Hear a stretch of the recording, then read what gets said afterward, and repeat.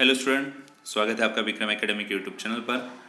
आज हम 12th standard का organisation of commerce and management ये सब्जेक्ट सीखने जा रहे हैं। लास्ट वीडियो में हमने 5th टॉपिक का आउटसोर्सिंग ये कंसेप्ट देखा था। अभी हम ये वीडियो में क्या सीखेंगे, तो कुछ फ्यू फॉर्म्स है आउटसोर्सिंग के, ये हमें यहाँ पे स्टडी करने हैं। जैसे कि पहला फॉर्म दिया है बिजनेस प्रोसेस आउटसोर्सिंग, जिसे बीपीओ बोला जाएगा। इंट्रोडक्शन से स्टार्ट करते हैं। BPO is basically the outsourcing work to some third-party service provider in order to save money, while KPO is a subset of BPO only. तो BPO क्या है? तो ये आउटसोर्सिंग वर्क है basically to some third party service provider in order to save money. So पैसे save करने के लिए ये थर्ड पार्टी से सर्विस लेने का एक तरीका है, BPO बोला जाएगा। और KPO ये सबसेट है BPO का, ऐसे बोला है। KPO includes more knowledge based and specialize work. KPO बोलेंगे तो वहाँ पे इंक्लूड होता है knowledge based and specialize work. In addition to there are many reason to that a company may choose KPO service over BPO। इसीलिए ज़्यादातर company KPO का service लेती है than BPO। Business process outsourcing और BPO is a business practice in which one organization hires another company to perform a task. तो BPO यानी business practice है जहाँ पे कोई भी ऑर्गेनाइजेशन किसी भी कंपनी को हायर करती है अपना टास्क करने के लिए, that the hiring organisation requires to operate its own business successfully, ताकि जो भी बिजनेस है वो अपनी एक्टिविटी अच्छी तरीके से कर सके। Meaning BPO is a subset of outsourcing that involves the contracting of the operations and responsibilities of a specific business process to a third party service provider। तो BPO एक सबसेट ऑफ आउटसोर्सिंग होगा जहाँ पे contracts involve होते हैं अलग अलग operations के और रिस्पॉन्सिबिलिटीज़ के, जहाँ पे बिजनेस प्रोसेस पूरा करने का थर्ड पार्टी से सर्विस लेने का तरीका होगा। BPO refers to the outsourcing of peripheral activities of the organization to an external organization to minimize cost and increase efficiency। तो एक आउटसोर्सिंग से ये रिफर होता है BPO, जहाँ पे एक्सटर्नल ऑर्गेनाइजेशन से हेल्प ली जाती है, सर्विस ली जाती है, क्योंकि कॉस्ट मिनिमाइज रखना है और इफिशिएंसी भी इंक्रीज करना है, ऐसा एक ऑब्जेक्टिव होता है ऑर्गेनाइजेशन का। BPO refers to the outsourcing of peripheral activities of the organization to an external organization to minimize cost to increase efficiency। तो वही पॉइंट्स वापस दिया है, जैसे कि customer care centre of various banks, service provider etcetera. ये कुछ example दिया है BPO का।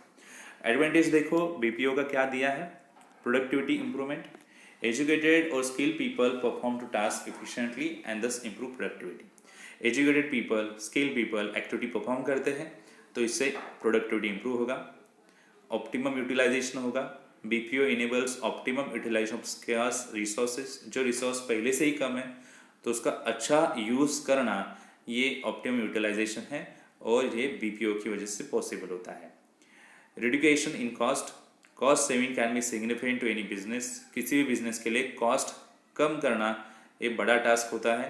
BPO not only helps to reduce cost but also increase productivity. But BPO cost तो कम करता ही है, साथ ही साथ प्रोडक्टिविटी भी इंक्रीज करता है, रेवेन्यू भी इंक्रीज करता है। Improve human resource is another great advantage of BPO। Outsourcing gives a company the ability to get access to skill and train manpower at low rates। तो कम रेट्स पे train और skill man power देना ये BPO की खासियत बन जाती है। कुछ डिसएडवांटेजेस है BPO के, जैसे कि communication problem. There can be communication gap between client and vendor companies due to misunderstanding and miscommunication.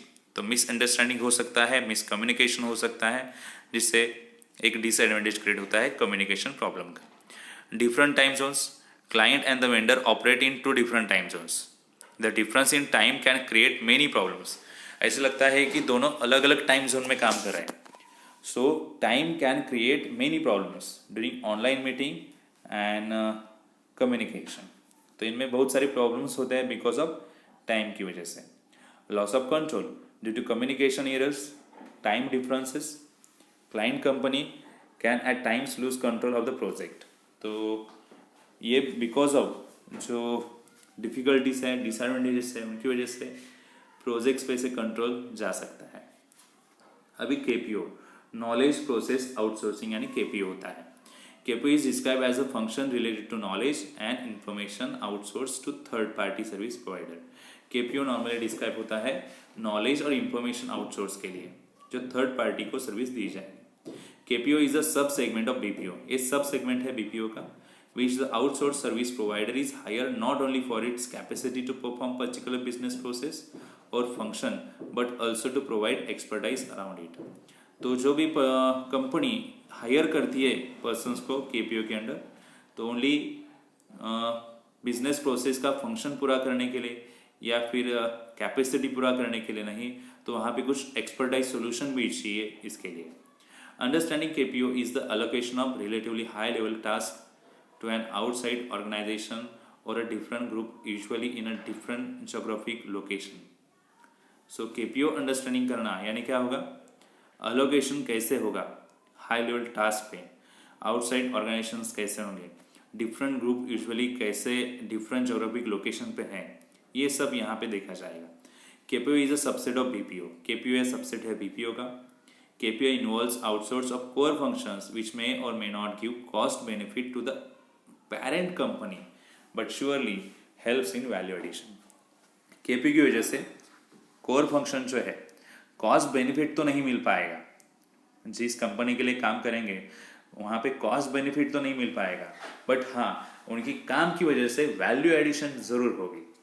The process which are outsource to KPO are usually more specialise and knowledgeable base as compare to BPO. BPO से compare करेंगे तो यहाँ पे जो outsource process होगा KPO के under वो normally specialise और नॉलेज बेस होंगे। KPO the outsourcing of core information related to business activity. So business activity से रिलेटेड जो कोर इंफॉर्मेशन है उनका आउटसोर्सिंग यहाँ पे होगा, which are comparatively important to form and integral part of companies value chain in desirable, जो company के लिए इंपॉर्टेंट होगा। डेफिनेशन दी यहाँ पे Margaret Rouse of what is com defines KPO. देखो KPO is the allocation of relatively high level task to an outside organization. तो अपने ऑर्गेनाइजेशन के हाई लेवल टास्क जो है किसी और आउटसाइड कंपनी को देना करने के लिए, या फिर डिफरेंट ग्रुप को देना, या फिर सेम ऑर्गेनाइजेशन को देना, ये केपीओ होगा। KPO is a form of outsourcing, ये आउटसोर्सिंग का फॉर्म है in which knowledge related and information related work is carried out by workers. जो भी नॉलेज रिलेटेड वर्क है, इंफॉर्मेशन रिलेटेड वर्क है, वो वर्कर्स करते हैं डिफरेंट कंपनी के लिए, दूसरी कंपनी के लिए, okay, which may be in the same country और in offshore location at to save cost.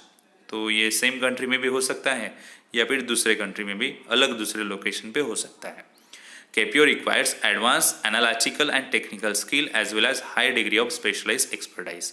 KPO के under analytic and technical skill तो यूज होगा ही, साथ ही साथ स्पेशलिस्ट एक्सपर्टाइज भी होंगे। KPO allows both core and non core activities. KPOs दोनों core और बोथ नॉन कोर एक्टिविटीज करते हैं। एडवांटेज क्या है KPO के? Cost reduction is possible as clients get professional service at a cost effective price. Cost reduction possible होता है क्योंकि प्रोफेशनल सर्विस नॉर्मल कॉस्ट में मिलती है। Business organisation can hire skill employees from KPO service provider. Business organisation दूसरे किसी company से organisation से स्किल एम्प्लॉइज हायर करते हैं। High end service are provide at a lower cost. High end service जो है, बड़ी service, specialise service, expertise service lower cost में मिलती है। सो जिससे क्या होगा, to decrease unemployment and benefit their company. Unemployment होगा, कम होगा, बराबर, और कंपनी को फायदा भी होगा। Provides flexibility in terms of HRM, human resource management and time management. तो एक फ्लेक्सिबिलिटी मिलती है HRM डिपार्टमेंट को एंड टाइम मैनेजमेंट करने के लिए। डिसएडवांटेज भी है KPO के। Security of organisation is question. जो सिक्योरिटी है उस पर क्वेश्चन आ जाता है, कैसे सिक्योरिटी रहेगी, क्योंकि बाहर के लोग आके काम करेंगे। The character of the employee and the quality of the work can not be assure. Employee का कैरेक्टर कैसा है, उनके वर्क की क्वालिटी कैसी है, इसमें कुछ बताया नहीं जा सकता। KPO is a time consuming and can not provide a quick fix to the company seeking immediate result.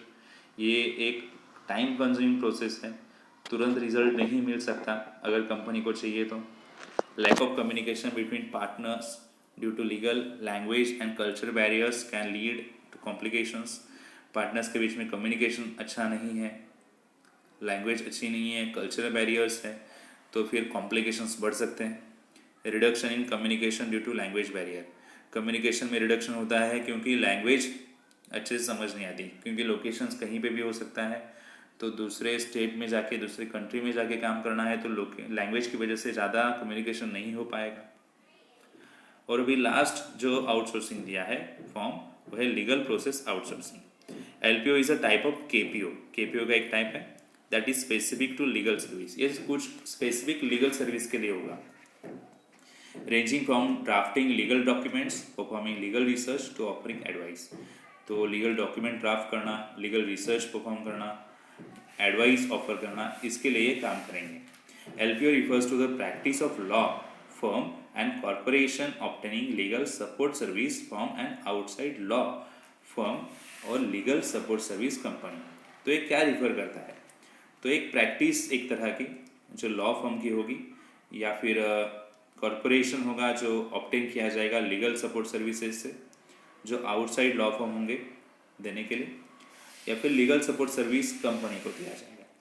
LPO is the industry in which in house legal departments और organizations outsource legal work to such areas where it can be done at less cost. तो LPO एक ऐसी industry है जहाँ पे कोई भी company अपना लीगल वर्क करने के लिए किसी और कंपनी को दे सकती है लेस कॉस्ट में।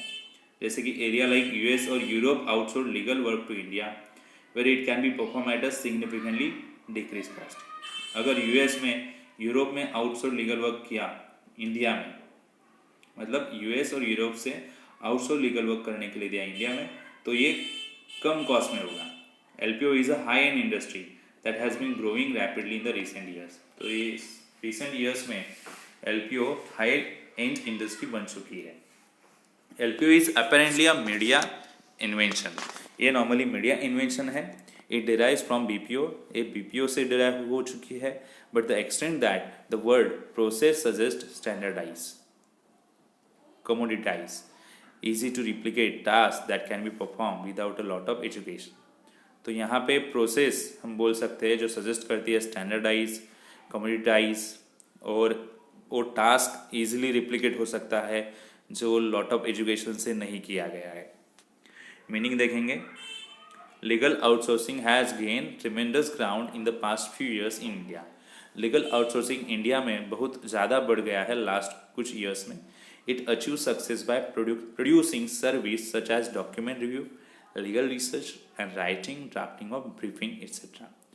तो कुछ सर्विस यहाँ पे बताई है, जैसे कि document review, legal research, writing, drafting और ब्रीफिंग। तो इनके लिए ये एक सक्सेसफुल लीगल आउटसोर्सिंग बन गया है। एडवांटेजेस दिए यहाँ पे, one of the most significant advantage of outsourcing legal function is cost saving. So एक मोस्ट सिग्निफिकेंट एडवांटेज यहाँ पे दिया आउटसोर्सिंग का, वो है लीगल फंक्शन, कॉस्ट सेविंग। ठीक है, outsourcing legal work to external vendors allows organization to access high level talent and niche expertise that does not exist within the firm। तो ये आउटसोर्सिंग की वजह से वो लीगल वर्क कर पाएंगे जो नॉर्मली फर्म में अवेलेबल नहीं रहेगा, वो बाहर से हम ज़रूर ले सकते हैं। Employing a combination of in house and external talent allows law firm and organization to tailor their inabilities in response to workload and client demands। Flexible staffing also reduce from overhead। तो एक combination in house का और external talent का कर पाएंगे okay organisation में, तो एक अच्छा रिस्पॉन्स रहेगा वर्कलोड और क्लाइंट डिमांड। सो फ्लेक्सिबल स्टाफिंग रखना ये पॉसिबल हो जाता है फर्म के लिए। Disadvantages, there will be problem of authenticity as some important documents need to be shared with the outsourcing firm। कुछ प्रॉब्लम्स क्रिएट हो सकते हैं क्योंकि इंपॉर्टेंट डॉक्यूमेंट्स शेयर करने पड़ते हैं आउटसाइड फर्म के साथ। There may be problem in depth knowledge of all relevant laws, problem हो सकता है क्योंकि इन डेप्थ नॉलेज जो है जैसे कि ऑल रिलेवेंट लॉस से नहीं रहता okay. There will be problem of cultural and language barriers that could hinder communication between domestic and international team। Language barrier तो रहेगा, cultural barriers रहेगा, क्योंकि कम्युनिकेशंस नहीं हो पाएगा डोमेस्टिक और इंटरनेशनल लेवल पे। LPO also get affected by geographical hurdles between firm and clients। LPO की वजह से अफेक्ट होगी और फिर जोग्राफिकल हर्डल्स हो सकता है फर्म्स के बीच में और क्लाइंट्स के बीच में। तो ये कुछ डिसएडवांटेजेस दिए हैं LPO के। तो स्टूडेंट्स आउटसोर्सिंग के कुछ टाइप्स हमने यहाँ पे देखे, जैसे कि BPO, KPO और LPO। ठीक है, तो स्टूडेंट्स ऐसे ही मिलेंगे न्यू वीडियो में, तब तक के लिए गुड बाय, टेक केयर।